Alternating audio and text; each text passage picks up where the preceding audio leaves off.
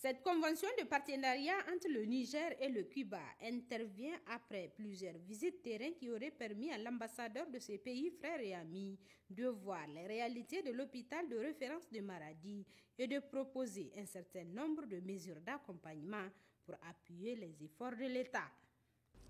Et ce sont des services qui seront entamés par le personnel spécialisé venant de la République de Cuba,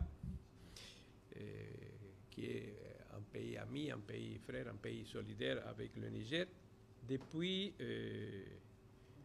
pas mal d'années, et dont l'amitié et la coopération sont profondément enracinées dans la terre de ce beau pays du Niger. Cette convention qui permettra de favoriser l'entraide et l'échange d'expériences entre spécialistes nigériens et cubains est saluée à juste titre par le ministre de la Santé publique, de la Population et des Affaires sociales. Cet accord va permettre non seulement le développement de cet hôpital, mais la réduction importante des évacuations.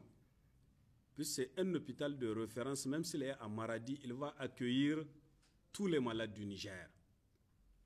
Tous les malades du Niger, parce que c'est vraiment un hôpital de dernière génération.